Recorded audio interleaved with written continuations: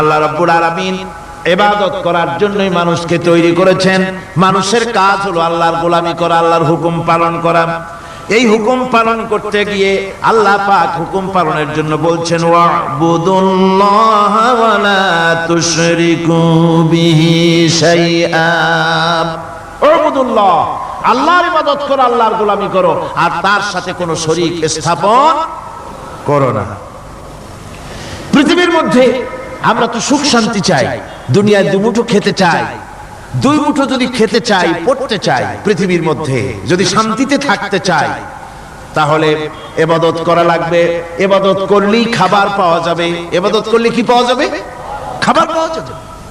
আল্লাহ রাব্বুল আলামিন কোরআনে কারীমের মধ্যে বলেছেন ফালইয়াবুদু রাব্ব হাযাল বাইত الذي أطعمهم من جوع وآمنهم من خوف। কুরাইশদেরকে বলছেন, ও কুরাইশরা, এই ঘরের মালিকের ইবাদত করো। কোন ঘর? কাবা ঘর। এই কাবা ঘরের মালিক কে? আল্লাহ। এই ঘরের মালিকের ইবাদত করো। কি হবে তাহলে? এই ঘরের মালিকের ইবাদত যদি করো, দাসত্ব যদি করো, আনুগত্য যদি করো, তার গোলামি যদি করো, তাহলে কি হবে? আল্লাযী আত'আমাহুম মিন জু, তিনি তোমাদের ক্ষুধার সময় খেতে দিবেন। সুবহানাল্লাহ। ক্ষুধার সময় খাবার পাবে। ওয়া আমানাহুম মিন খাউফ, আর যখন বিপদ আসবে, মুসিবত আসবে, সন্ত্রাস সৃষ্টি হবে, বিপদ মুসিবত আসবে, ভীতি আসবে, ভীতির সময় আমান নিরাপত্তা পয়দা করে দিবেন আল্লাহ সুবহানাহু ওয়া তাআলা এই ইবাদতের মাধ্যমে। সুতরাং আমার ইবাদত করো। আর যদি জান্নাতে যেতে চাও, কি বলেন, আমরা কি বেহেশতে যেতে চাই? আর যারা কথা কইলেন না, আমরা কি জান্নাতে যেতে চাই? অবশ্যই আল্লাহর জান্নাতে যেতে চাই। আল্লাহ পাক বলেন, আমার জান্নাতে যদি যেতে চাও, তাহলে ইবাদত করা ছাড়া পথ নাই। ফাদখুলি ফি ইবাদি ওয়াদখুলি জান্নাতি, আমার বান্দার মধ্যে শামিল হও, আমার গোলামির মধ্যে শামিল হও, আমার ইবাদত করো জীবনের সকল ক্ষেত্রে, আমার গোলামির মধ্যে শামিল হও, আমার জান্নাতে চলে যাও। সুবহানাল্লাহি ওয়া বিহামদিহি। আমার গোলাম হওয়া ছাড়া, আমার গোলামি করা ছাড়া জান্নাত পাওয়া যাবে না। আমার বন্ধুগণ, এবার আল্লাহ রাব্বুল আলামিন বলছেন, যদি আমার সঙ্গে দেখা করতে চাও, আল্লাহর সঙ্গে যদি কোনো বান্দা দেখা করতে চায়, আমরা আল্লাহরে দেখতে চাই কিনা? চাই কিনা আল্লাহকে দেখতে? আল্লাহ পাক বলছেন, আমারে যদি দেখতে চাও, ফামান কানা ইয়ারজু লিকা রাব্বিহি ফালইআমাল আমালান সালিহান ওয়ালা ইউশরিক বিইবাদাতি রাব্বিহি আহাদা। আমার সঙ্গে যদি দেখা করতে চাও, তোমাদের মধ্য থেকে কেউ যদি আমার সাথে দেখা করতে চায়, সে যেন ভালো কাজ করে, ভালো আমল করে, আর আমার ইবাদতের সঙ্গে কাউকে যেন শরীক না বানায়, তাহলেই আমার সঙ্গে কিয়ামতে দেখা হয়ে যাবে। জোরে বলেন সুবহানাল্লাহ। আল্লাহর সঙ্গে দেখা করতে হলে তার ইবাদত করতে হবে, গোলামি করতে হবে, এবং কাউকে শরীক স্থাপন করা যাবে না। এই গোলামি করতে হবে, ইবাদত করতে হবে কতদিন? আল্লাহ রাব্বুল আলামিন বলছেন, ওয়া'বুদ রাব্বাকা হাত্তা ইয়াতিয়াকাল ইয়াকিন। ইবাদত করো, গোলামি করো, যতক্ষণ পর্যন্ত নিশ্চিত সেই সময়টি এসে না যায়, তার মানে মৃত্যু পর্যন্ত আমার গোলামি করতে থাকো। মৃত্যু পর্যন্ত গোলামি হবে কার? আল্লাহ সুবহানাহু ওয়া তাআলা। সেই আল্লাহ পাকের গোলামি জীবনের সকল ক্ষেত্রে করতে হবে, মৃত্যু পর্যন্ত সব ক্ষেত্রে গোলামি হবে আল্লাহ। আল্লাহর গোলামি হচ্ছে আল্লাহ যা নিষেধ করেছেন তার থেকে ফিরতে হবে, আর যা আদেশ করেছেন সেগুলি মানতে হবে। যারা নিজেদের সৃষ্টির উদ্দেশ্য বোঝে না, আল্লাহর সামনে মাথা নত করার পরিবর্তে অহমিকতা করে, অহংকার করে, আল্লাহর সামনে মাথা নত করে না, ইবাদত করে না আল্লাহ, তাদের সম্পর্কে আল্লাহ রাব্বুল আলামিন বলছেন, ইন্নাল্লাযীনা ইস্তাকবিরুনা আন ইবাদাতি সায়াদখুলুনা জাহান্নামা দাখিরিন। যারা আমি আল্লাহর সঙ্গে অহংকার করে, আমার ইবাদত করে না, আমার গোলামি করে না, আমার সামনে মাথা নত করে না, অহংকার অহমিকতা করে যারা জীবন চালায়, আমি কিয়ামতের দিন তাদেরকে লাঞ্ছিত করব আর জাহান্নামে পাঠাবো।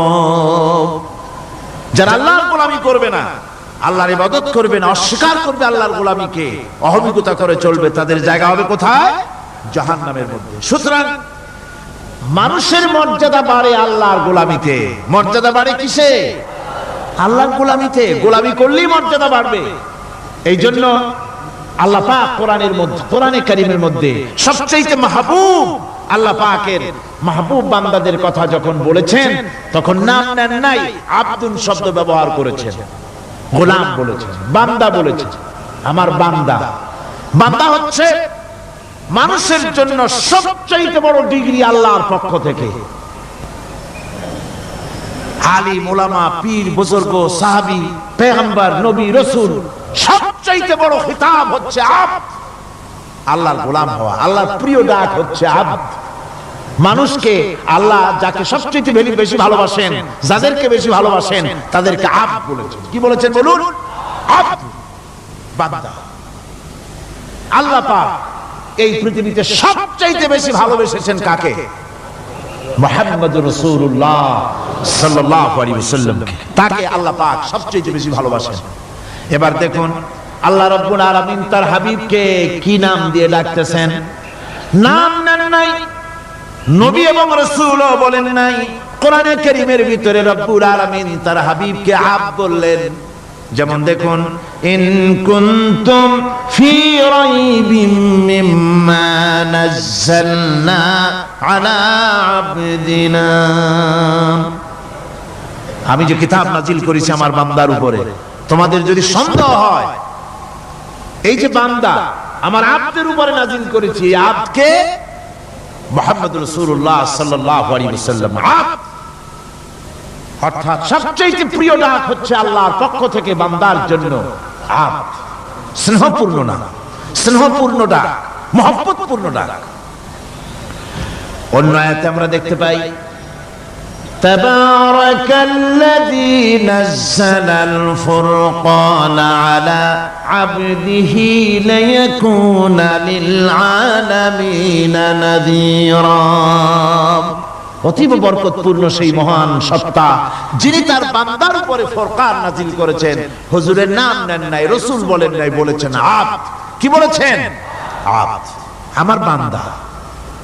এরপরে আল্লাহ রাব্বুল আলামিন অন্য আয়াতে বলেছেন, সুবহানাল্লাযী আসরা বিআবদিহি লাইলাম মিনাল মাসজিদিল হারামি ইলাল মাসজিদিল আকসা।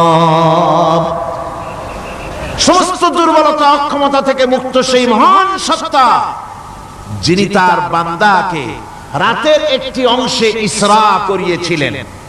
এখানে আব বলে আল্লাহ পাক বুঝিয়েছেন কার কথা? কার কথা বুঝালেন? রাসূল করিম সাল্লাল্লাহু আলাইহি ওয়াসাল্লামের কথা, তার কথাই বুঝালেন। তিনি হচ্ছেন আব্দ। সুতরাং আবদিয়ত, গোলামি, আল্লাহর গোলামি হলো জীবনের সবচাইতে বড় কথা। আল্লাহর গোলাম হওয়ার চাইতে বড় আর কিছু নাই পৃথিবীতে। আমরা হচ্ছে আল্লাহর গোলাম।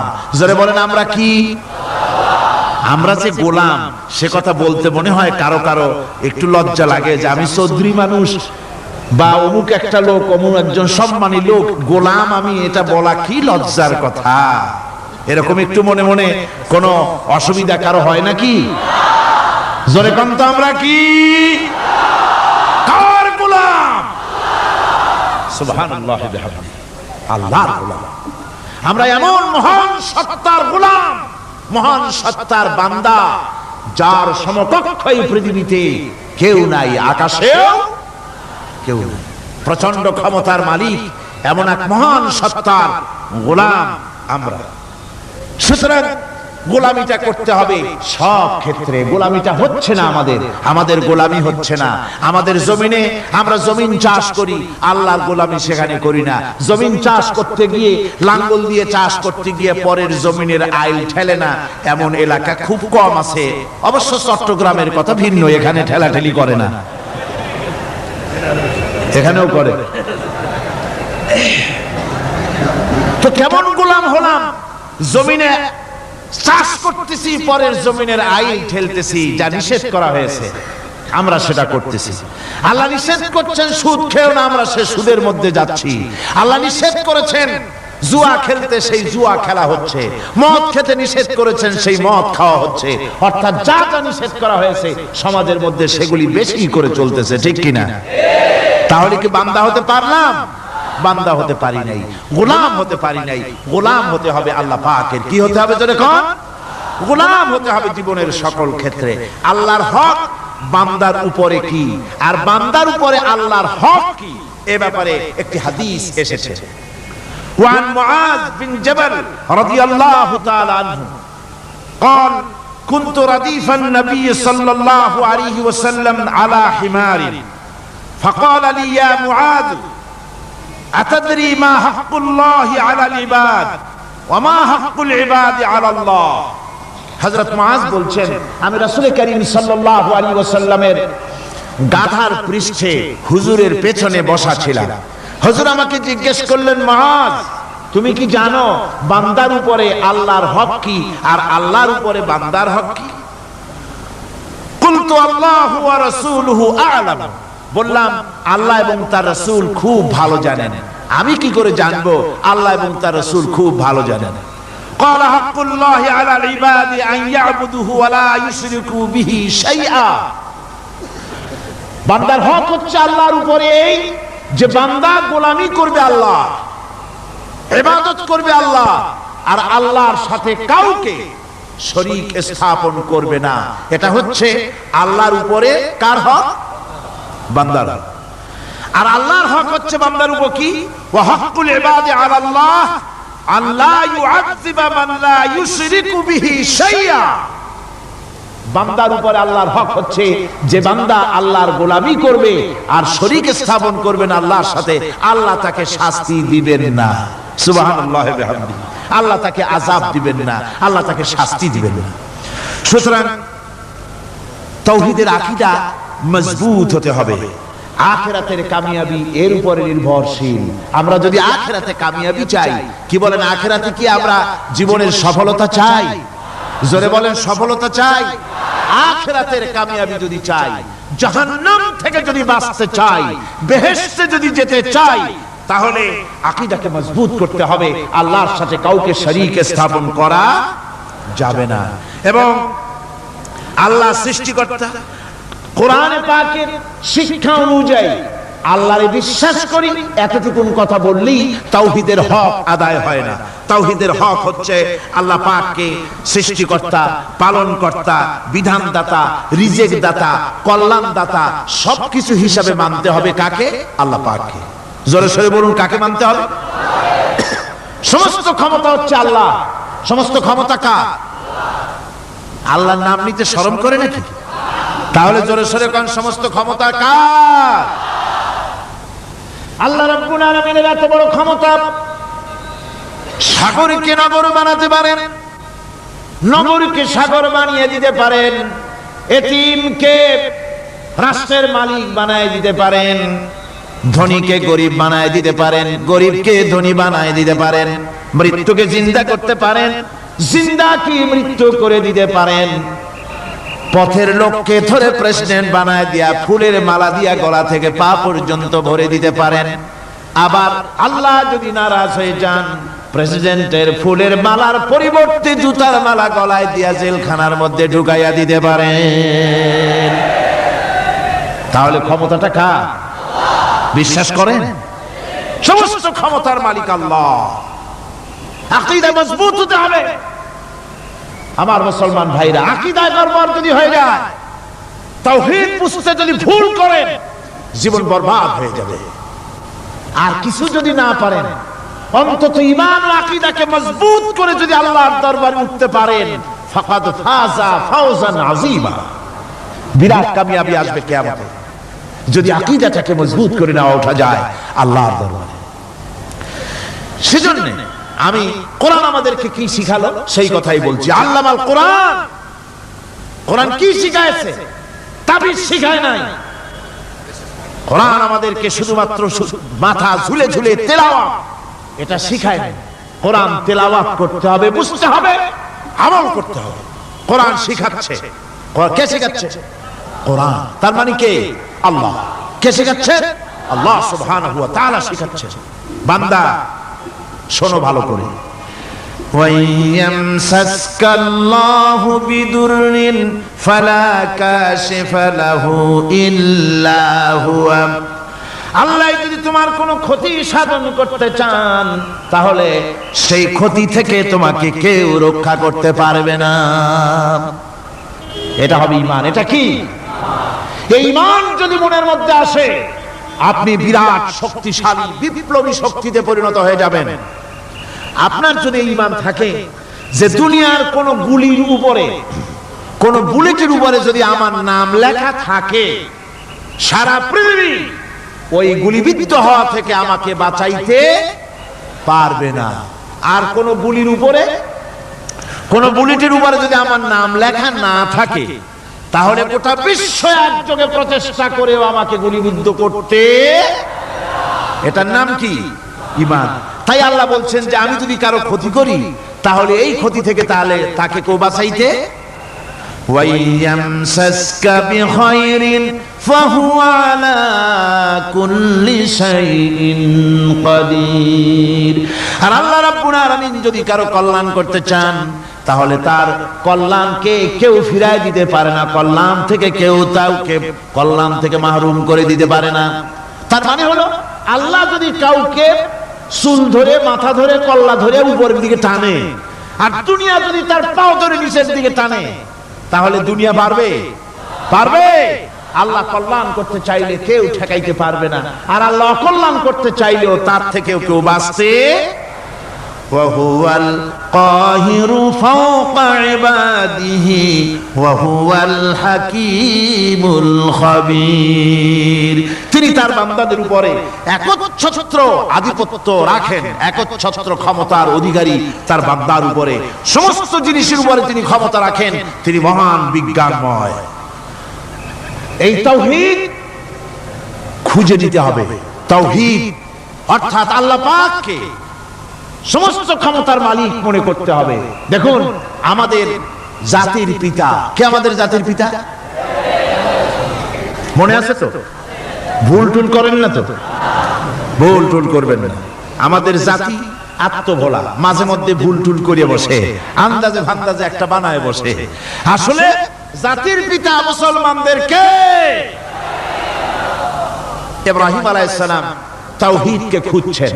এই কোরআন শরীফ আল্লাহ পাক বলছেন তাওহীদ তালাশ করতেছেন। কে স্রষ্টা? সর্বোচ্চ ক্ষমতার মালিক কে? হযরত ইব্রাহিম আলাইহিস সালাম তার এই তাওহীদ খোঁজার, তাওহীদ অন্বেষণ কাহিনীটাকে রব্বুল আলামিন কোরআনে কারীমের ভিতরে জায়গা দিয়ে দিলেন দুনিয়ার মানুষকে বোঝাবার জন্য, শোনাবার জন্য। ফালাম্মা জান্না আলাইহিল লাইলু রাআ কাওকাবান ক্বালা হাযা রাব্বী। তিনি রব সন্ধান করছেন। কে আমার স্রষ্টা? সর্বোচ্চ ক্ষমতার মালিককে, আইনদাতাকে, বিধানদাতাকে, স্রষ্টাকে। কে তিনি? তাকে খুঁজছে। মনের ভিতরেও চিন্তা, মস্তিষ্কে চিন্তা। হঠাৎ করে রাত এলো, পশ্চিম গগনে সুন্দর এক তারকা উদিত হলো, সান্ধ্য তারা। সন্ধ্যার সময় যে তারাটা ওঠে সেটা ছোট না বড়? বড়। সেটা সারা রাত থাকে না অল্প সময় থাকে? অল্প সময় থাকে। শান্ত তারা দেখে ইব্রাহিম আলাইহিস সালাম বললেন হাযা রাব্বী, পেয়ে গেছি আমার রব, এটাই আমার রব, এটাই হচ্ছে আমার স্রষ্টা, এটাই হচ্ছে সর্বময় ক্ষমতার মালিক। আল্লাহ পাক বলেন, ইব্রাহিম আলাইহিস সালাম তাকিয়ে থাকলেন। কিছুক্ষণ পরে এই তারকা যখন অস্তমিত হয়ে গেল, ইব্রাহিম আলাইহিস সালাম তখন বললেন ফালাম্মা আফালা ক্বালা লা উহিব্বুল আফিলিন। যে জিনিস অস্তমিত হয়ে যায় তাকে আমি মহব্বত করি না, পছন্দ করি না, সে রব হতে পারে না। যে রব হবে তার আবার উদয় অস্ত কিসের? কিছুক্ষণ পরে চন্দ্র উদিত হলো, চাঁদ দেখে ইব্রাহিম আলাইহিস সালাম বললেন ফালাম্মা রাআল কমারা বাযিগান ক্বালা হাযা রাব্বি। চাঁদ দেখে বললেন এটাই আমার রব, এটাই আমার স্রষ্টা, এটাই আমার বিধানদাতা। ফালাম্মা আফালা ক্বালা লাইন লাম ইয়াহদিনি রাব্বি লাআকুনান্না মিনাল কওমিদ যাল্লিন। চাঁদ যখন অস্তমিত হয়ে গেল, ইব্রাহিম আলাইহিস সালাম তখন বললেন আমার প্রকৃত পক্ষের যিনি প্রভু, যিনি আমার রব, তিনি যদি আমারে সত্যিকারের পথ না দেখান তাহলে আমি গোমরাহ হয়ে যাব, গোমরাহদের পথভ্রষ্টের অন্তর্ভুক্ত হয়ে যেতে পারি। চিন্তা করতেছেন আমার রবকে। তারকা দেখলাম অস্তমিত হয়ে গেল, চাঁদ দেখলাম ডুবে গেল, তাহলে আমার রবকে? সকাল চলে যাওয়ার পর যখন দেখলেন পূর্ব দিগন্ত থেকে সূর্য উদিত হয়েছে ডগমগ করে, সূর্যকে দেখে তিনি বললেন ফালাম্মা রাআশ শামসা বাযিগাতান ক্বালা হাযা রাব্বি হাযা আকবার। সূর্যকে দেখে বললেন এটাই আমার রব আর এটাই বড় রব। যেহেতু চাঁদের আলো ছিল স্নিগ্ধ, সূর্যের আলো অত্যন্ত প্রখর, চাঁদের দিকে তাকানো যেত, সূর্যের দিকে তাকানো যায় না, এটাই আমার রব এবং বড় রব। হযরত ইব্রাহিম আলাইহিস সালামের এই ভুলও ভেঙে গেল। সন্ধ্যার আগমনে সূর্য যখন অস্তমিত হয়ে গেল, ইব্রাহিম আলাইহিস সালাম তখন ঘোষণা করলেন ফালাম্মা আফালাত ক্বালা ইয়া কওমি ইন্নী বারিউম মিম্মা তুশরিকুন। সূর্য অস্তমিত হয়ে গেলে পরে তিনি বললেন ইয়া কওমি, ও আমার জাতি, তোমরা যে জিনিস দিয়ে শিরক করো আল্লাহ রাব্বুল আলামিনের সাথে, আমি তার থেকে সম্পূর্ণ মুক্ত, আমি তোমাদের অন্তর্ভুক্ত, মুশরিক নই। আমার রবকে আমি চিনে ফেলেছি, সুবহানাল্লাহ, আমার রবকে আমি চিনেছি। ইব্রাহিম আলাইহিস সালাম ঘোষণা করলেন ইন্নী ওয়াজ্জাহতু ওয়াজহিয়া লিল্লাযী ফাতারাস সামাওয়াতি ওয়াল আরদা হানিফা। জানেন আপনারা এটা? পড়েন ইন্নী ওয়াজ্জাহতু ওয়াজহিয়া লিল্লাযী ফাতারাস সামাওয়াতি ওয়াল আরদা হানিফা ওয়া মা আনা মিনাল মুশরিকিন। নিশ্চয়ই আমার এই মুখমণ্ডলকে ফিরাই দিলাম, দুনিয়ার সব দিক থেকে মুখ ফিরাইয়া আমার এই মুখ ফিরালাম সেদিকে, সেই স্রষ্টার দিকে যিনি আকাশ, জমিন, চন্দ্র, সূর্য, গ্রহ, নক্ষত্র, সৌররাজি, মানব মণ্ডলী সবকিছুকে তিনি সৃষ্টি করেছেন। আমি তার দিকে আমার মুখকে ফিরিয়ে দিলাম। তিনি ছাড়া কোনো রব নাই, প্রভু নাই, আর আমি মুশরিকদের অন্তর্ভুক্ত নহি। হযরত ইব্রাহিম আলাইহিস সালাম তাওহীদকে বুঝে ফেললেন, আল্লাহকে চিনে ফেললেন। আমার বন্ধুগণ, আজ মুসলমান হয়ে আমরা আল্লাহকে চিনতে পারি নাই, আল্লাহর ওয়াহদানিয়তকে আমরা বুঝতে পারি নাই। একদিকে আমরা মুসলমানও, আর একদিকে আমরা মূর্তিও গড়ি, আবার মূর্তির পূজাও আমার মুসলমানেরা করে থাকে। জোরে কোন নাউযুবিল্লাহ। ভাস্কর্যের নাম করে মূর্তি তৈরি করা হচ্ছে বিভিন্ন জায়গায়, হচ্ছে না? আমার ভাইয়েরা, ভাস্কর্যের নাম করে, চেতনার নাম করে শহরে শহরে, বিশ্ববিদ্যালয়ের অঙ্গনে মূর্তি বানানো হতেছে, আর বলা হচ্ছে অমুক চেতনা, এটা অমুকের চেতনা, তমুকের চেতনা, এটা ভাস্কর্য বলা হতেছে। আসলে সমস্ত মূর্তি হতেছে মূর্তি। এই মূর্তিগুলি বিনাশ করার জন্যই আল্লাহর নবী এসেছিলেন। হুজুরকে প্রশ্ন করা হয়েছে লিমা বয়স্তা, কেন প্রেরিত হয়েছেন, দুনিয়ায় কেন এসেছেন? নবী বলেছেন বয়স্তু লিকাসরিল আসনাম, এসেছি পৃথিবীর বুকে মূর্তি বিনাশ করার জন্য। জোরে বলেন সুবহানাল্লাহ। মূর্তি ধ্বংস করার জন্য এসেছি। আল্লামা ইকবাল, বিশ্ব কবি, কবি সম্রাট আল্লামা ইকবাল বলছেন বুত সেকন উঠ গए बाकी जो रहे बुतगर हैं बुत शकन उठ गए बाकी जो रहे बुतगर है था इब्राहिम पिदर और पिसर आजर है বুত সেখান উঠে গए যারা প্রতিমা ভাঙতে এসেছিল পৃথিবীতে তারা বিদায় হয়ে গিয়েছেন আজকে যারা বেঁচে আছে তারা ইসলামের নামে মুসলমানের নামে প্রতিমা তৈরি করছে মূর্তি তৈরি করছে था इब्राहिम पिदर और पिसर आजर है এক সময় ছিল এমন যখন আজরের ঘরে ইব্রাহিম পয়দা হয়েছে আর আজ ইব্রাহিমের ঘরে আজর পয়দা হচ্ছে বন্ধুগণ আল্লাহর ইবাদত পরিপূর্ণভাবে আল্লাহর জন্যই হতে হবে মূর্তির সাথে মূর্তি তৈরি করার সংস্কৃতির সাথে মুসলমানদের কোনো সম্পর্ক থাকতে পারে না জোরে বলেন পারে পারে না বিশ্ববিদ্যালয়ের অঙ্গনে রাস্তার মোড়ে মোড়ে চেতনার নাম করে মূর্তি যারা বানাচ্ছেন গায়ের জোরে আল্লাহর কসম আল্লাহর দরবারে উঠতে হবে একদিন সেদিন মজা টের পাবে কারে বলে চেতনা মূল চেতনা তো সেদিন জাগ্রত হবে আজকে তো আসল চেতনা আসে নাই চেতনা হবে সেই দিন চেতনা কারে কয়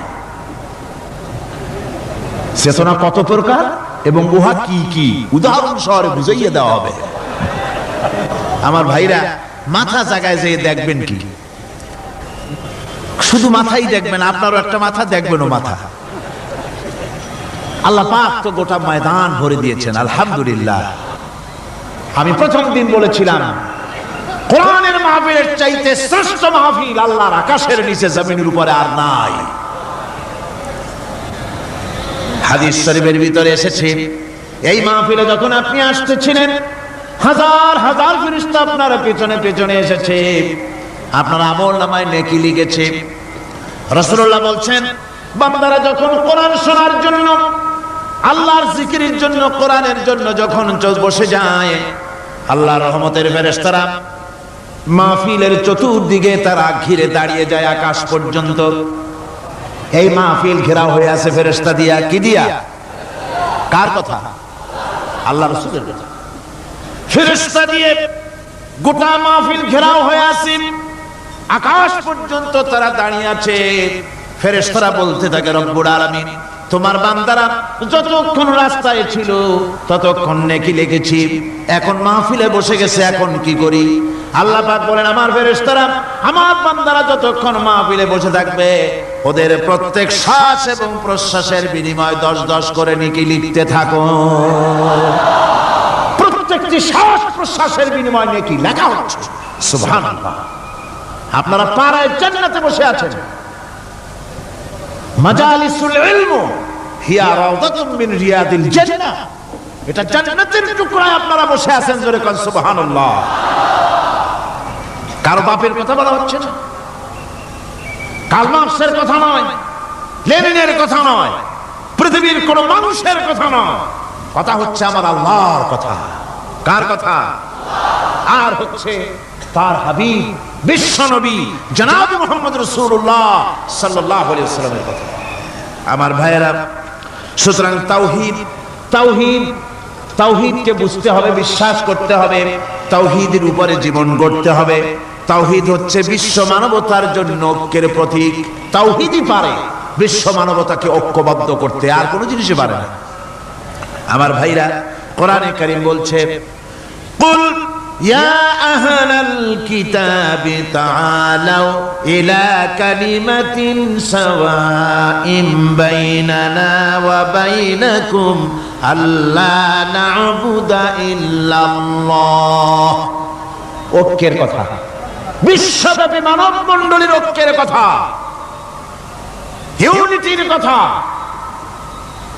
স্বাধীনতার গ্যারান্টির কথা মানবতার কথা মানুষকে বেঁচে থাকার কথা হে নবী বলুন হে আহলে কিতাবেরা এসো তোমরা আর আমরা এমন একটা কথায় ঐক্যবদ্ধ হই যা তোমাদের জন্য আর আমাদের জন্য সমভাবে প্রযোজ্য কথাটা কি কথাটা হচ্ছে আল্লাহ না'বুদা ইল্লাল্লাহ আল্লাহ ছাড়া কারো গোলামি করব না আল্লাহ ছাড়া কারো গোলামি করব না এটা মানো ও দুনিয়ার মানুষ, খ্রিস্টান হও, ইহুদি হও, হিন্দু হও, নাসারা হও, আওয়ামী লীগ হও, বিএনপি হও, জাসদ হও, খাসদ হও, বাসদ হও, যেই হও না কেন, যারা মানুষ সব এক হয়ে যাও, আল্লাহ ছাড়া কারো গোলামি করব না।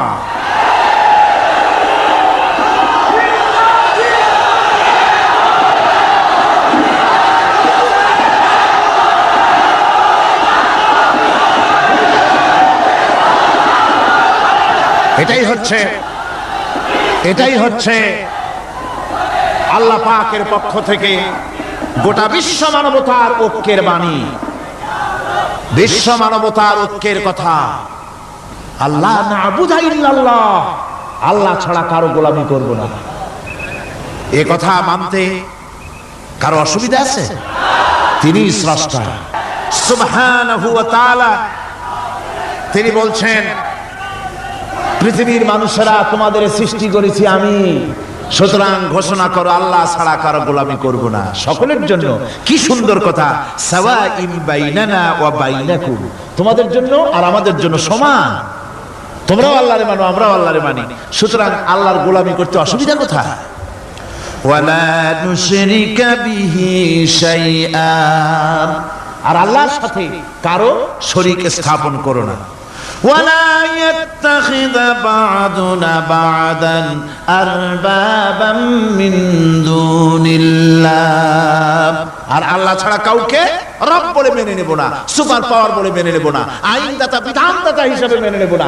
এই কথা যদি জগৎবাসী স্বীকার করত, যদি আপনার স্বীকার করলে পরে ইউএনও লাগবে না, ইউনাইটেড নেশনস অর্গানাইজেশন লাগবে না, সেন্টো লাগবে না, সিয়াটো লাগবে না, আসিয়ান লাগবে না, সার্ক লাগবে না, কিচ্ছু লাগবে না। এই তিনটা কথা মানলেই সারে দুনিয়াবাসী। কয়টা কথা? আজকে শান্তি হয়ে গেছে পৃথিবীর মানুষের কাছে। সোনার হরিণ, সোনার হরিণ আছে নাকি? নাই। সোনার হরিণ যেমন ঘোড়ার ডিম, ঘোড়ার ডিম বোঝেন তো, নামে আছে কাজে নাই। সোনার হরিণ ওই রকম শান্তি আজকে পৃথিবীর মানুষের কাছে সোনার হরিণ। শান্তির জন্য কত চেষ্টা করলো পৃথিবীর মানুষ, লিগ অফ নেশনস তৈরি হলো, ইউনাইটেড নেশনস অর্গানাইজেশন তৈরি হলো, সেন্টো সিয়াটো আসিয়ান সার্ক, কত কিছু হলো। 7টা দেশ মিলে সার্ক তৈরি করলো। শান্তির জ্বালায় আমরা অস্থির নাকি আমার বন্ধুগণ? সুতরাং আজকে 3টা কথায় পৃথিবীর শান্তি ফিরে আসতে পারে। কয়টা কথা? মাত্র 3টি কথায় এই উত্তপ্ত পৃথিবী, অশান্ত পৃথিবী, এই অশান্তিময় প্রজ্বলিত পৃথিবী, মানুষেরা যেখানে জ্বলছে আর জ্বলছে, সেই পৃথিবীতে শান্তি আসতে পারে মাত্র 3টি কথায়। আল্লাহ না'বুদু ইল্লাল্লাহ, আল্লাহ ছাড়া কারো গোলামি করব না, আর আল্লাহর সাথে কাউকে শরীক স্থাপন করব না, আল্লাহ ছাড়া কারো প্রভুত্ব মানব না। 3টা কথায় পৃথিবীতে আবার শান্তি ফিরে আসতে পারে। সুতরাং আমি তাওহীদের কথা আপনাদের বলতেছিলাম। কিসের কথা বলতেছি? তাওহীদ। তাওহীদ প্রতিষ্ঠিত হলে কেউ কারো উপরে প্রভুত্ব করতে পারবে না। এখন আল্লাহ তাওহীদের স্বরূপ ছোট্ট একটি সূরার মধ্যে ফুটে উঠেছে। আল্লাহর প্রভুত্ব কায়েম হলে অসুবিধা হয় না কেন? কারণ হলো দুনিয়ায় মানুষ যত আছে, সমস্ত মানুষের দুর্বলতা আছে। আছে যার দুর্বলতা। আমি এই দৃষ্টান্তটা আরো 1 বছর মনে হয় এখানে দিছিলাম, আবারও বলবো। সেটা হলো এই যে এই চট্টগ্রামে মেয়র পদে নির্বাচনের কি কয়, সিটি কর্পোরেশনের নির্বাচন আসছে না, মেয়র পদে অনেকে দাঁড়াইছে। দাঁড়ায় সব নির্বাচনী ওয়াদা করছেন। কেউ বলছে চট্টগ্রামকে সোনা দিয়ে মুড়িয়ে দেবো, কেউ বলছে চিটাগং শহরকে আপনাদের লোট্টা ফিশার কেনা লাগবে না, বাড়ি বাড়ি পৌঁছায় দেবো, শুটকি মাছ খাওয়াই দেবো খুব ভালো করে, রাস্তাঘাটের অভাব হবে না, আনন্দের চোটে, ফুর্তির চোটে, আরামের চোটে শুধু শীতই মরবে। নানান রকমের ওয়াদা করছেন তারা। এই নির্বাচনী ওয়াদা করা হচ্ছে। আজ একজন মেয়রকে যদি দায়িত্ব দেওয়া হয় যে চট্টগ্রামে 6 বছরের যত বাচ্চা আছে, এই বাচ্চাদের মধ্যে কমলা লেবু বিতরণ করতে দায়িত্ব দিলাম আপনাকে, আপনি একজন মেয়র পদ প্রার্থী, 40 ট্রাক কমলা সিলেট থেকে আনা হয়েছে, সব বাচ্চাদেরকে, 6 বছরের বাচ্চাদেরকে একটা একটা করে দিবেন। এই কমলা বিতরণ করতে গিয়ে যদি দিতে দিতে যখন তিনি দেখবেন যে ওনার নিজের ছেলে সামনে এসেছে, বোনের ছেলে সামনে এসেছে, ভাইয়ের ছেলে সামনে এসেছে, তখন অন্যের চাইতে নিজের ছেলেকে, বোনের ছেলেকে 2টা কমলা বেশি দিতে ইচ্ছে করবে না? করবে কিনা? সামান্য কমলা বিতরণ করতে গিয়ে যদি বোনের ছেলেকে নিজের ছেলেকে বেশি দিতে ইচ্ছে করে, সেই মানুষের হাতে দেশের আইন তৈরি করার, সংবিধান তৈরি করার দায়িত্ব পৃথিবীতে কোথাও দেওয়া যেতে পারে না। এই জন্যই আইন তৈরি করেছেন এমন তার কোন সন্তানই কাউকে জন্ম দেন নাই, তাকেও কেউ জন্ম দেয়নি। আকাশ এবং জমিনে তার সমকক্ষ কেউ নাই। তিনি কারো মুখাপেক্ষী নন, তিনি কাউকে জন্ম দেন নাই, তাকেও কেউ জন্ম দেয়নি। আকাশ আর জমিনে তার সমকক্ষ কেউ নাই। সুতরাং ওই আল্লাহ সুবহানাহু ওয়া তাআলা তাকে মানতে হবে, তার কথাই শুনতে হবে, তার গোলামি করতে হবে। তাহলেই শান্তি আসবে, আল্লাহর মেহেরবানি আসবে জীবনের সকল ক্ষেত্রে। আল্লাহ মাত্র এক, তার ক্ষমতা গুণাবলীতে কোনো অংশীদার নাই। আল্লাহ কয়জন? আল্লাহ কয়জন? এক আল্লাহ, অদ্বিতীয়, তার কোনো শরীক নাই, তার কোনো অংশীদার নাই। কোরআনে কারীম আল্লাহ রাব্বুল আলামিন বলছেন, وجعلوا لله شركاء الجن وخلقهم وخرقوا له بنين وبنات بغير علم। একই কথা জানা সত্ত্বেও আল্লাহর সাথে শরীক বানায়ো না, আল্লাহর সাথে কাউকে অংশীদার বানায়ো না। তার কোনো ছেলে নাই, মেয়ে নাই, অথচ তিনি সবাইকে সৃষ্টি করেছেন। সুবহানাহু ওয়া তাআলা আম্মা ইয়াসিফুন। পবিত্রতা সেই আল্লাহ পাকের, এবং তিনি তার সম্পর্কে যে চিন্তা করে লোকেরা যা কিছু বলে, এর থেকে আল্লাহ পাক ঊর্ধ্বে। আল্লাহ সন্তান স্থাপন করে তারা বলে যে আল্লাহর ছেলে আছে। নাউযুবিল্লাহ। কোরআন শরীফে আল্লাহ পাক বলেছেন খ্রিস্টানেরা আল্লাহর ছেলে বানাইছে। ওয়াকালাতিন নাসারাল মাসীহ ইবনুল্লাহ। খ্রিস্টানেরা বলেছে মসিহ হচ্ছে আল্লাহর পুত্র। নাউযুবিল্লাহ। আবার ইহুদিরা, তারা বসে থাকলো না, ইহুদিরা বলল ওয়াকালাতিল ইয়াহুদু উযাইরুন ইবনুল্লাহ। ইহুদিরা বলল উযাইর হচ্ছে আল্লাহর পুত্র। নাউযুবিল্লাহ। আবার আরেক শ্রেণীর লোক হলো, তারা বলল পৃথিবীতে যত মেয়ে আছে সমস্ত মেয়েগুলি হলো ফেরেশতাগুলি, সব মেয়ে, আর মেয়েগুলি সব আল্লাহ। নাউযুবিল্লাহি মিন যালিক। আল্লাহ রাব্বুল আলামিন প্রতিবাদ করলেন, আলাকুমুয যাকারু ওয়া লাহুল উনসা তিলকা ইযান কিসমাতুন বিজা। কি হে, তোমরা সমস্ত পুত্র সন্তানগুলি নিজের জন্য নিয়ে নিলে, আর কন্যা সন্তানগুলি দিলে আমাকে, কেমন তোর ভাগ করলে এটা? আল্লাহ পাকের কোনো সন্তান নাই, আল্লাহ রাব্বুল আলামিনের কোনো সন্তান নাই, স্ত্রী নাই, পুত্র নাই, কেউ নাই। আল্লাহ পাক বলেন বাদিউস সামাওয়াতি ওয়াল আরদ। আসমান এবং জমিনের উদ্ভাবক হচ্ছেন তিনি। আন্না ইয়াকুনু লাহু ওয়ালাদুন ওয়া লাম তাকুন লাহু সাহিবা। তিনি তো, তার সন্তান হবে কি করে? তার তো জীবন সঙ্গিনী নাই, তার তো স্ত্রী নাই। আল্লাহ বলছেন আমার তো স্ত্রী নাই, অথচ তোমরা আমার সন্তান বানাচ্ছ। অথচ আমি সবকিছুকেই সৃষ্টি করেছি। সবকিছুর স্রষ্টা কে? যালিকুমুল্লাহু রাব্বুকুম লা ইলাহা ইল্লা হুয়া খালিকু কুল্লি শাইইন ফা'বুদুহু ওয়া হুয়া আলা কুল্লি শাইইন কাদির। যালিকুমুল্লাহু রাব্বুকুম, তিনি এই হচ্ছে তোমাদের আল্লাহ, তিনি তোমাদের রব, তিনি ছাড়া কেউ নাই। সব কিছুর স্রষ্টা তিনি, তারই ইবাদত করো। সব জিনিসের উপরে একমাত্র তিনি ক্ষমতা রাখেন, তার চাইতে ক্ষমতাশীল, ক্ষমতাধারী, শক্তিশালী পৃথিবীতে আর কেউ হতে পারে না। আমার বন্ধুগণ, আল্লাহ রাব্বুল আলামিনের শক্তি, তার ক্ষমতার কথা আল্লাহ পাক আরেকটি আয়াতের মধ্যে বলেছেন, যে আয়াতটা নামাজের পরে আমরা পড়ি। কি আয়াত কোন তো বলতে পারবেন? প্রত্যেক নামাজের পরে পড়ি আয়াতুল কুরসি। আয়াতুল কুরসি এমন একটা আয়াত, এই আয়াতটি সম্পর্কে রাসূল করিম সাল্লাল্লাহু আলাইহি ওয়াসাল্লাম বলেছেন, ফরজ নামাজের পরে, প্রত্যেক ফরজ নামাজের পরে যে ব্যক্তি আয়াতুল কুরসি পড়বে, আল্লাহ রাব্বুল আলামিন কিয়ামতের দিন আল্লাহর তার প্রতি দায়িত্ব হবে একটাই, যে আল্লাহ পাক ওই ব্যক্তিকে জান্নাত দিয়ে দিবেন। সুবহানাল্লাহ। কেন? এই আয়াতের মধ্যে কি আছে? এই আয়াতে আছে আল্লাহ পাকের তাওহীদের কথা স্পষ্ট করে বলা হয়েছে।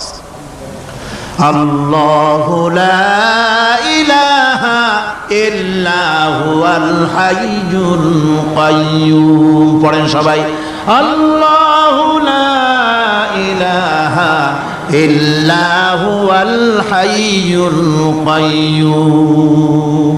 আল্লাহ তিনি, যিনি ছাড়া কোনো ইলাহ নাই, তিনি সদা জাগ্রত, তিনি চিরঞ্জীব।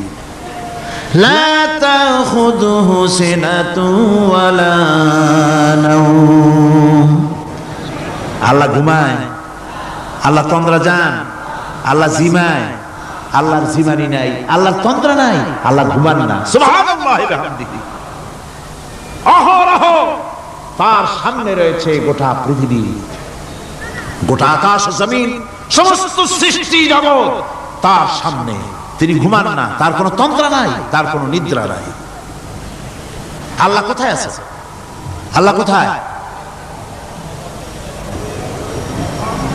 এটি আকীদার প্রশ্ন, এটি আকীদার প্রশ্ন। আপনাকে বুঝতে হবে, জানতে হবে আল্লাহ কোথায়। আল্লাহ পাক হচ্ছেন আলাল আরশি ইস্তাওয়া। আল্লাহ পাক আরশে আজিমে সদা সর্বত্র বিরাজিত। এ কথার অর্থ কি? এটার অর্থ হলো আল্লাহ পাকের ইলম মুহাইয়া করে রেখেছে গোটা সৃষ্টি জগৎকে, তার ইলমের ভিতরে রয়েছে সব। কথা বুঝতে পেরেছেন? যদি বলেন আল্লাহ সব জায়গায় আছে, তাহলে তো পানির মধ্যে, বাথরুমের মধ্যে, ঘরের মধ্যে, সব জায়গায় আল্লাহ পাককে থাকতে হয়। যে সব জায়গা অবাঞ্ছনীয়, অবান্তর জায়গা, সে সব জায়গায় আল্লাহকে থাকতে হয়। মূল কথা হচ্ছে আল্লাহ সব জায়গায় আছেন, তার অর্থ আল্লাহ পাক আরশের উপরে আছেন, আরশে ইস্তাওয়া, তিনি সর্বত্র বিরাজমান। এ কথার অর্থ হলো আল্লাহর ইলমে, আল্লাহর জ্ঞানের মধ্যে, আল্লাহর নজরের সামনে, আল্লাহর চোখের সামনে গোটা সৃষ্টি জগৎ রয়েছে। সুবহানাল্লাহ। সুতরাং তার ঘুম নাই, তার নিদ্রা নাই, তার তন্দ্রা নাই। তাই বলে মাঝে মধ্যে খুব ক্লান্ত হন নাকি? না, ক্লান্তি তাকে স্পর্শ করে না। আল্লাহ পাক বলেন, লাহু মা ফিস সামাওয়াতি ওয়া মা ফিল আরদ। আকাশ আর জমিন কার? মান যাল্লাযী ইয়াশফাউ ইনদাহু ইল্লা বিইযনিহি। আল্লাহ পাক বলছেন, কে আছে এমন তার দরবারে তার অনুমতি ব্যতীত সুপারিশ করতে পারে এমন অধিকারও কারো নাই। কিয়ামতের দিন অনেকে মনে করে তো যে অনেক হুজুরদের কাছে মুরিদ হয়ে গেছি, আমারে আর পায় কেডা। কিয়ামতের দিন হুজুররা একজনে ধরবে এক হাত, আর এক হুজুরে ধরবে আর এক হাত, আর দুই হুজুরে ধরবে দুই ঠ্যাং, এরকম চ্যাংদোলা করে ফিকে মারবে, জান্নাতের বারান্দায় গিয়ে মামু বাড়ির মতো সব রিকো লাগাবো। এত সহজ না, এত সহজ নয়। আল্লাহ পাকের পারমিশন ছাড়া কোন পয়গম্বর আল্লাহর সামনে কথা বলতে সাহস পাবেন না। সুবহানাল্লাহ। আলেম পীর দরবেশ তো দূরের কথা, মান যাল্লাযী ইয়াশফাউ ইনদাহু ইল্লা বিইযনিহি। আল্লাহর পারমিশন ছাড়া কেউ কথা বলার সাহস পাবে না কিয়ামতের দিন আল্লাহর দরবারে। সুতরাং অন্যের উপরে নির্ভর করবেন না। যত বড় পীর হোক, অন্যের উপরে নির্ভর করবেন না, নির্ভর করবেন আমলের উপরে। আমল কিসের উপরে? আমল। আমল তৈরি করতে হবে আর ভরসা করতে হবে রহমতের উপরে, আল্লাহর রহমত। কিসের উপরে? আল্লাহর রহমতের উপরে ভরসা করতে হবে। আমার ভাইয়েরা, আল্লাহ পাক বলেন ইয়ালামু মা বাইনা আইদিহিম ওয়া মা খালফাহুম, বান্দার অগ্রপশ্চাৎ সবই তিনি জানেন, বান্দার সামনে পেছনে ডানে বামে সব খবর তিনি রাখেন। ওয়ালা ইউহিতুনা বিশাইইম মিন ইলমিহি ইল্লা বিমা শাআ, আল্লাহর জ্ঞাত বিষয়সমূহের মধ্যে মানুষের কোনো অধিকার নাই আল্লাহর জানা বিষয়গুলি আয়ত্ত করে, এমন অধিকার কোনো মানুষের নাই। তবে আল্লাহ ইচ্ছে করে যদি কিছু তার নিজের জ্ঞান থেকে জানান সেটা স্বতন্ত্র কথা। ওয়াসিআ কুরসিয়্যুস সামাওয়াতি ওয়াল আরদ, তার সাম্রাজ্য সমগ্র আকাশ এবং জমিন জুড়ে তারই সাম্রাজ্য। সাম্রাজ্য কার? রাজত্ব কার? বাদশাহী কার?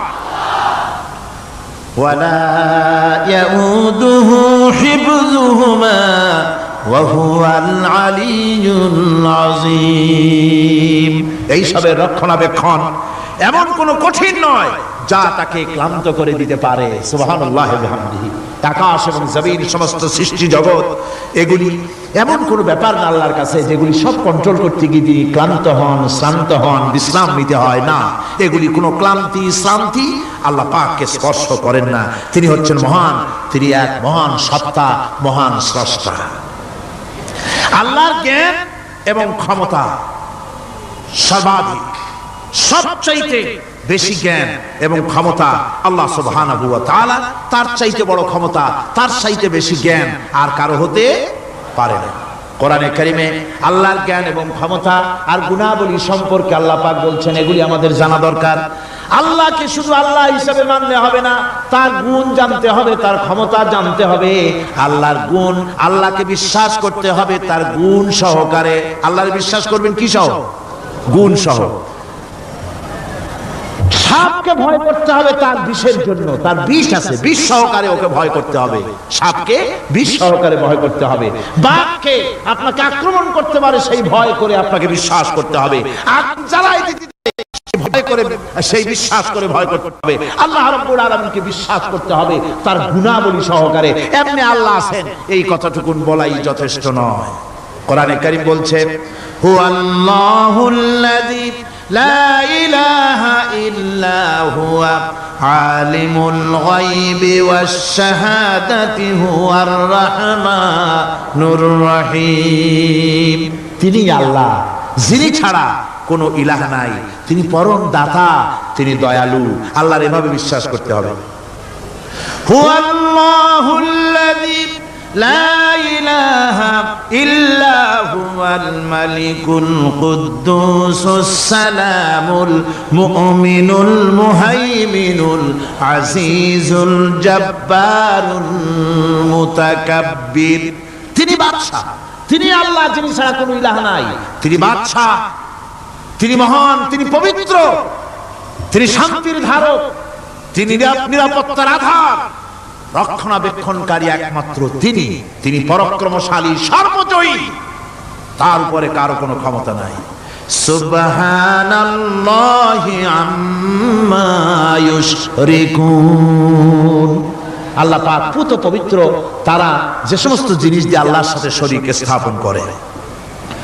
হুয়াল্লাহুল খালিকুল বারিউল মুসাউবিরু লাহুল আসমাউল হুসনা, তিনি আল্লাহ যিনি সৃষ্টিকারী, যিনি পরিকল্পনাকারী, আকার আকৃতি রচনাকারী, তার অনেক সুন্দর সুন্দর নাম রয়েছে আল্লাহ পাকের। সুতরাং আপনারা মুনাজাত করার সময়, দোয়া করার সময় আল্লাহ বাগদাদের ওসিলায় আমারে মাফ করো, খাজা বাবার ওসিলায় মাফ করো, আজমিরের ওসিলায় মাফ করো না, হারাম। মুসলমান বলবে আল্লাহ তোমার রহমান নামের ওসিলায় আমারে মাফ করো। সুবহানাল্লাহ পড়ে, জোরে কোন সুবহানাল্লাহ।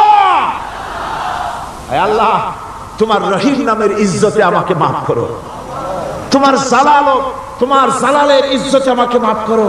তুমি গফুর, তুমি গফফার, তুমি আল্লাহ, তোমার চাইতে বড় কেউ নাই। আল্লাহ তোমার ইজ্জত, তোমার শানের কসম, তোমার শানের ওসিলায় তুমি আমাকে মাফ করে দাও। তোমার শান, তোমার বরকত, তোমার রহমান নামের বরকতে আল্লাহ আমি গরিব মানুষ, আমারে পয়সা দাও, আমি ঋণগ্রস্ত, আমাকে ঋণ মুক্ত করে দাও। এইভাবে আল্লাহ পাকের, আল্লাহ বলেছেন আমার আসমাউল হুসনা, আমার সুন্দর সুন্দর নাম আছে, ফাদউ বিহা, আমার নাম সুন্দর সুন্দর নাম দিয়ে আমারে ডাকো। সুবহানাল্লাহ। কার নাম ধরে ডাকবেন? কার নাম ধরে ডাকবেন? খবরদার ভুল করবেন না, খবরদার ভুল করবেন না। আল্লাহকে দিয়ে ডাকুন, আল্লাহর কাছে বলুন সব কথা। কাকে বলবেন? ইউসাব্বিহু লাহু মা ফিস সামাওয়াতি ওয়া মা ফিল ইউসাব্বিহু লাহু মা ফিস সামাওয়াতি ওয়াল আরদ ওয়া হুয়াল আজিজুল হাকীম। আসমান জমিনে যা কিছু আছে সব আল্লাহর পবিত্রতা ঘোষণা করছে, আল্লাহর তাসবিহ পড়ছে। তুমি শুধু গাফেল, তুমি আল্লাহরে ডাকো না। তোমার মরণ হয় গিয়ে কোথায় কবর আছে, মাজার আছে, ওই সব জায়গায় গিয়ে মরো আল্লাহরে ধুইয়া। আজীব তামাশা, আজীব তামাশা। দুনিয়ার সব আল্লাহর জিকির করছে, আল্লাহর স্মরণ করছে, আল্লাহর তাসবিহ পড়ছে। জোরে কোন সুবহানাল্লাহ। আমার ভাইরা, আমরা কার কথা বলছি? মুহাম্মদের সাথে বলেন কার কথা? আমার আল্লাহকে কেউ যদি অন্তরের অন্তঃস্থল থেকে একবার যদি ডাকে আল্লাহ, আমার ভাইরা, মনের ডাক আর মুখের ডাক একরকম।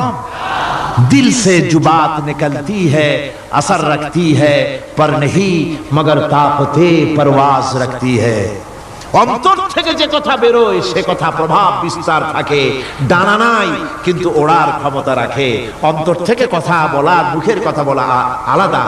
কলিজা, অন্তরের অন্তঃস্থল থেকে, হৃদয়ের কন্দর থেকে কেউ যদি একটা বার বলে আল্লাহ,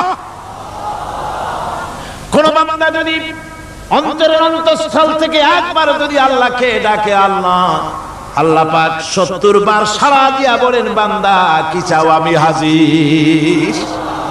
কি চাও? আমি তোমার কাছে আছি। সুবহানাল্লাহ, সুবহানাল্লাহ। এই আল্লাহ রাব্বুল আলামিন কে মহব্বত করতে হবে। তাওহীদের তাকাজা, তাওহীদের মূল বক্তব্য হচ্ছে ভালোবাসতে হবে আল্লাহকে। কাকে ভালোবাসতে হবে? বউর চাইতে, মায়ের চাইতে, বাপের চাইতে, সন্তানের চাইতে, জীবনের চাইতে কাকে ভালোবাসতে হবে? আল্লাহ সুবহানাহু ওয়া তাআলা, তাকে ভালোবাসতে হবে। আল্লাহ রাব্বুল আলামিন বলেন ওয়া মিনান নাসি মান ইয়াত্তাখিযু মিন দুনিল্লাহি আনদাদান ইউহিব্বুনাহুম কাহুব্বিল্লাহ। আল্লাহ, যারা আল্লাহ ছাড়া অপর শক্তিকে আল্লাহর প্রতিদ্বন্দ্বী মনে করে তারা আল্লাহকে ছেড়ে অন্যকে বেশি ভালোবাসে। আর ঈমানদাররা কি করে? ওয়াল্লাযীনা আমানু আশাদ্দু হুব্বান লিল্লাহ। যারা নাকি ঈমানদার তারা জীবনের সব চাইতে আল্লাহ রাব্বুল আলামিনকে বেশি ভালোবাসে। আল্লাহকে বেশি ভালোবাসে যারা নাকি ঈমানদার। সুতরাং আল্লাহকে বেশি ভালোবাসতে হবে, মুহাব্বত করতে হবে আল্লাহকে বেশি। আল্লাহ পাককে তাওহীদের মূল বক্তব্য, আল্লাহকে বেশি ভালোবাসো। তাওহীদের মূল বক্তব্য হচ্ছে আল্লাহ পাককেই সিজদা করো। সিজদা কারে করবেন?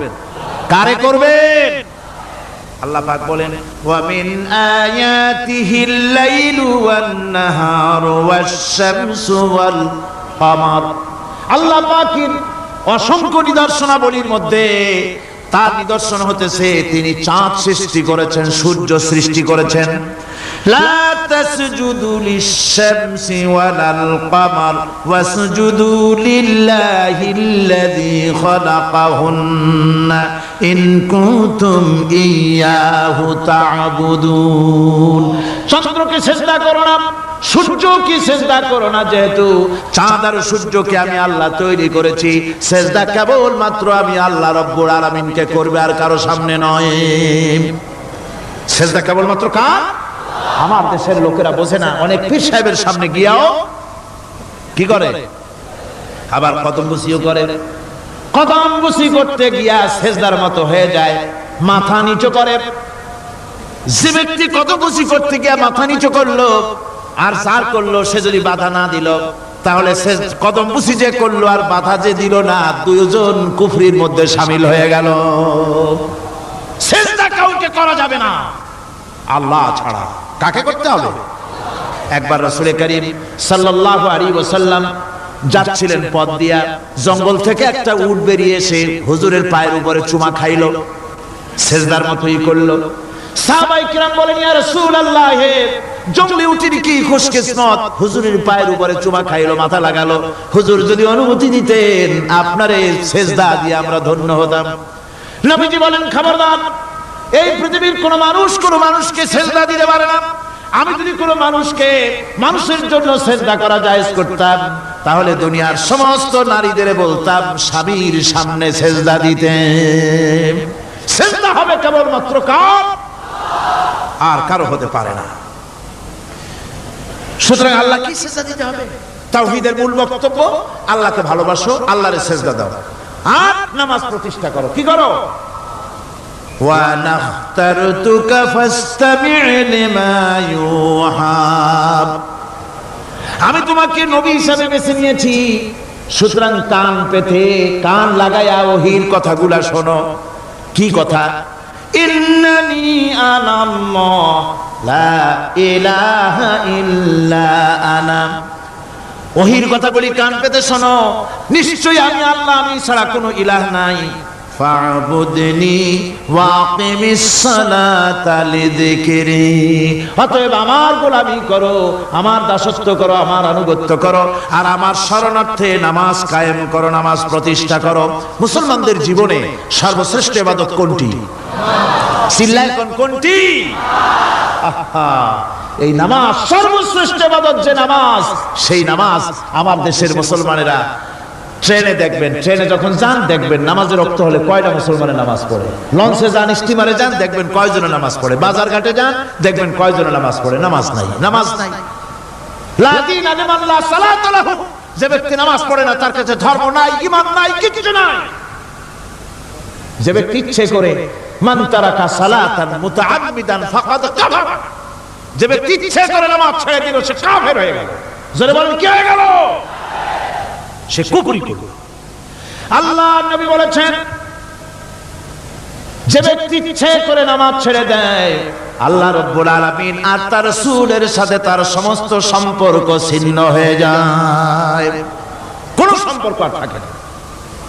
এই নামাজ, নামাজ রাসূল করিম ইন্তেকালের সময় শেষ কথা বলেছেন, স্ত্রীর কথা না, মেয়ের কথা না, আত্মীয়দের কথা না, জীবনের শেষ কথা, সালাত আসসালাত ওয়া মা মালাকাত আইমানুকুম, নামাজ, নামাজ। আমার বন্ধুগণ, জীবনের শেষ নামাজটি আল্লাহ নবী মসজিদে নববীতে যেতে পারেন নাই, যেতে পারছেন না, হাঁটতে পারেন না। দুইজন সাহাবীর কাঁধের উপরে ভর করে কষ্ট করে তিনি পৌঁছেছেন, বক্তব্য রাখলেন। ও আমার সাহাবীরা, আল্লাহ রাব্বুল আলামিন এই জমিনে তার এক বান্দাকে জাগতিক সব সম্পদ দিয়েছিলেন। সেই বান্দা জাগতিক সমস্ত সম্পদকে উপেক্ষা করে এক আল্লাহর সঙ্গে দেখা করার জন্য প্রস্তুতি নিয়েছেন। কথার অর্থ কেউ কিছু বুঝতো না। হযরত আবু বকর রাদিয়াল্লাহু তাআলা আনহু কাঁদতে কাঁদতে বেখতার হয়ে যাচ্ছেন, কাঁদতে কাঁদতে পাগলের মতো হয়ে যাচ্ছেন। সাহাবীরা মনে চিন্তা করলেন, আবু বকর বুড়ো মানুষ, এত কাঁদতে কেন? হুজুর কার না কার কথা বললেন? জ্ঞান বৃদ্ধ, বয়োবৃদ্ধ হযরত আবু বকর বুঝতে পেরেছেন তামাম পৃথিবীর জাগতিক সম্পদ আল্লাহ দিতে চেয়েছেন তার হাবিবকে। তার হাবিব সমস্ত সম্পদকে উপেক্ষা করে মাওলার সঙ্গে দিদার করার জন্য প্রস্তুতি নিয়েছেন। তার মানে হলো অতি বিলম্বে আমরা সাহাবীরা রাসূলের থেকে জনমের মতো এতিম হয়ে যাব।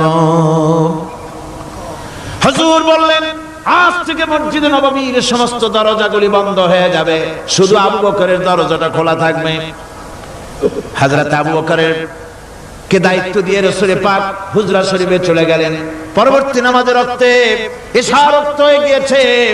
সাহাবীরা অনেকক্ষণ অপেক্ষা করে হযরতে আবু বকর রাদিয়াল্লাহু তাআলা আনহুকে ইমামতির জায়গায় দিয়ে দিলেন। তিনি নামাজ শুরু করলেন, পিছনে সাহাবারা কান্দা শুরু করে দিলেন। তাদের মনের ধারণা হলো আল্লাহর নবীর পিছনে নামাজ পড়া জীবনে আমাদের আর কিসমতে হবে না। সাহাবীরা কাঁদতেছেন। আল্লাহর নবী জ্বরে একবার বেহুশ হয়ে পড়েন, আবার একবার হুঁশে আসেন। নবীজি হুঁশে এসে হযরত আয়েশাকে জিজ্ঞেস করেন, আয়েশা রে, এখন কোন সময়? হযরত আয়েশা বলেন, হুজুর নামাজের ওয়াক্ত হয়ে গেছে, সাহাবায়ে কিরাম আপনার অপেক্ষা করে জামাত শুরু করে দিয়েছেন। হুজুর বলেন, দরজাটা খুলে দাও, আমি একটু দৃশ্যটা দেখি। দরজা খুলে দেওয়া হলো। হযরত আয়েশার কাঁধের উপরে ভর করে হুজুর মাথা উঁচু করে মসজিদে নববী নামাজের দৃশ্য দেখে কিছুক্ষণ তাকায় থেকে শুয়ে পড়লেন। হুজুরের দুই চোখ দিয়ে পানি বেয়ে পড়তে লাগলো। হযরত আয়েশা বলেন, হুজুর নামাজের দৃশ্য দেখে কাঁদেন কেন? আল্লাহর নবী বলেন, আয়েশা রে, এটা কোনো দুঃখের বাণী নয়, আমার চোখে পানি এসেছে বড় তৃপ্তির বাণী। আজকে নামাজের যে জামাতের দৃশ্য দেখলাম, এই জামাতকে কায়েম করার জন্য তায়েফের ময়দানে আমার রক্ত দিয়ে তায়েফের ময়দান রঞ্জিত হয়েছে, ওহদের ময়দানে আমার দামদান মোরাও শহীদ হয়েছে, সাহাবায়ে কেরাম জীবন দিয়েছেন। এই কষ্টের বিনিময়ে আজ জামাত কায়েম হয়ে গিয়েছে। এই দৃশ্য দেখে আমার মনে পড়লো, কিয়ামত পর্যন্ত আমার যত উম্মত পৃথিবীতে আসবে, এইভাবে করে তারা জামাত বন্দী হয়ে নামাজ আদায় করবে। আমার ভাইরা, নামাজ হচ্ছে মুসলমানদের জীবনের শ্রেষ্ঠ ইবাদত। সেই নামাজ মুসলমানদের কাছে নাই। নামাজকে ফালতু কাজ বলে মনে করে। আমার বন্ধুগণ, নামাজ পড়বেন, নামাজ পড়বেন, নামাজ ছেড়ে দিবেন না। বলেন তো, শয়তান আল্লাহর কয়টা হুকুম ভেঙেছিল? ইবলিস কয়টা হুকুম ভেঙেছে? একটা হুকুম ভাঙ্গা ইবলিস হইছে কি? শয়তান। জোরে কোন কি হইছে? শয়তান হয়ে গেল। একটা মানুষ যদি 24 ঘন্টার ভিতরে 5 ওয়াক্ত নামাজ ছেড়ে দেয়, 5 ওয়াক্ত নামাজের ভিতরে 17টা হুকুম আছে। আল্লাহর কয়টা হুকুম? একটা হুকুম ভাঙার কারণে ইবলিস হয়ে গেল শয়তান। আর 24 ঘন্টার ভিতরে 17টা হুকুম আল্লাহর যারা বরবাদ করে, তারা তো শয়তানের বাবা হয়ে যায়। শয়তান দূর থেকে সেলুট মারে যে, বাবা তুমি শুধু বাপ না, আমার ওস্তাদও। একটা হুকুম ভঙ্গ করে আমার এই দশা হইছে, আর তুমি 24 ঘন্টা আল্লাহর 17টা করে হুকুম ভাঙ্গো। তুমি তো শয়তান না, শয়তানের চাইতেও বেকায়দা। জোরে কর নাউযুবিল্লাহ। নামাজের মধ্যে সেজদা দিবেন, মজা পাবেন। নামাজ মেশিনের মতো পড়বেন না, নামাজ পড়বেন মুহাব্বতের সাথে। আল্লাহর সামনে দাঁড়িয়েছেন, কার সামনে? মেশিনের মতো পড়বেন না, দায় সারা গোছের পড়বেন। আল্লাহর নবী বলেন, নামাজের ভিতরে যখন সিজদায় যাবে, সিজদা যখন দিবে, তখন মনে করবে তুমি যেন তোমার কপালকে আল্লাহ রাব্বুল আলামিনের কদম মোবারকের উপরে ছেড়ে দিয়েছো। নামাজ ছেড়ে দিবেন না। 5 ওয়াক্ত নামাজ আমার যুবক ভাইয়েরা, সর্বশ্রেণীর মুসলমান ভাইয়েরা 5 ওয়াক্ত নামাজ বা জামাত আদায় করবেন। রাজি আছেন? রাজি আছেন? কারা কারা রাজি দেখতে চায়?